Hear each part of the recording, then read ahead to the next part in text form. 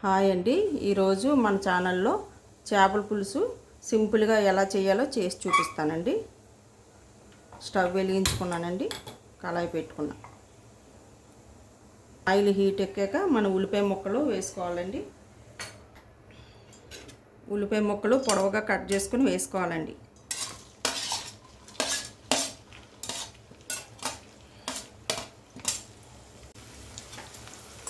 ఉల్లిపాయలు బాగా వేగనివ్వాలండి. కాస్త సాల్ట్ వేసుకుందాం. ఉల్లిపాయలు బాగా వేగేయండి, టమాటా వేసుకుందాం.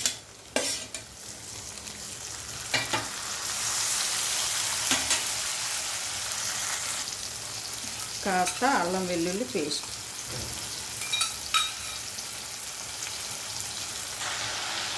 అల్లం వెల్లుల్లి పేస్ట్ వేసానండి. ఒకసారి కలుపుకుందాం. కొద్దిగా పసుపు,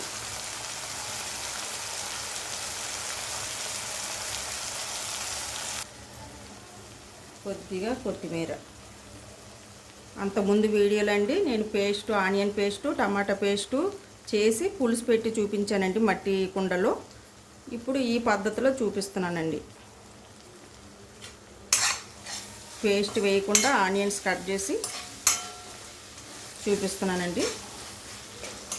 మీకు నచ్చితే ట్రై చేయండి, బాగుంటుంది.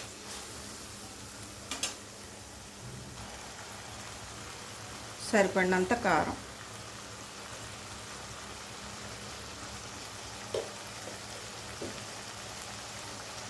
ఒకసారి అంతా కలుపుకుందాం.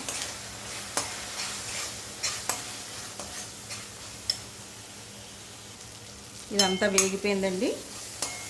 చింతపండు పులుసు వేసుకోవాలండి. నేను ఆల్రెడీ తీసి పెట్టుకున్నాను.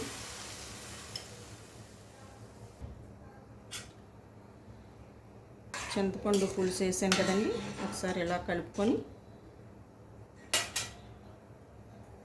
చేప ముక్కలు వేసుకుంటున్నానండి. చేప ముక్కలు వేసుకోవాలి.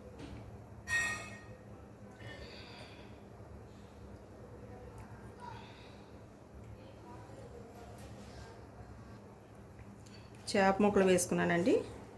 కొద్దిగా మరలా సాల్ట్ కొద్దిగా సరిపడినంత.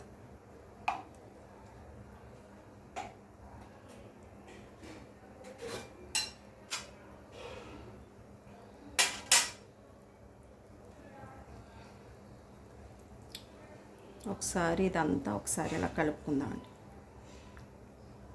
ఈ పద్ధతిలో చేసుకుంటే పులుసు బాగుంటుందండి. ఇలా కూడా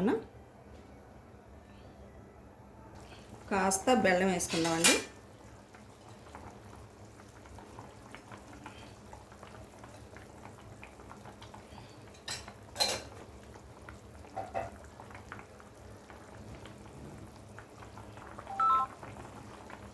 కొద్దిగా కరివేపాకు,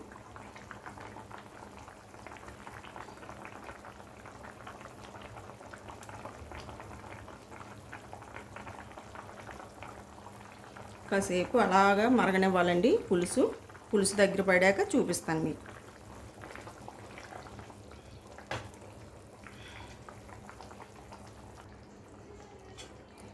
చూడండి, పులుసు దగ్గర పడింది.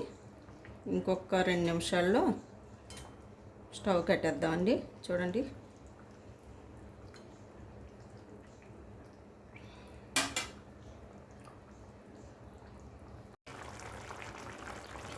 అయిపోయిందండి. దగ్గర పడిపోయింది పులుసు అయితే మాత్రం చాలా బాగుందండి. అన్నీ సరిపోయండి. కాస్త కొత్తిమీర వేసి స్టవ్ కట్టేద్దామండి. మీకు గనక ఈ వీడియో నచ్చినట్టయితే లైక్ చేసి సబ్స్క్రైబ్ చేయండి. థ్యాంక్ యూ అండి.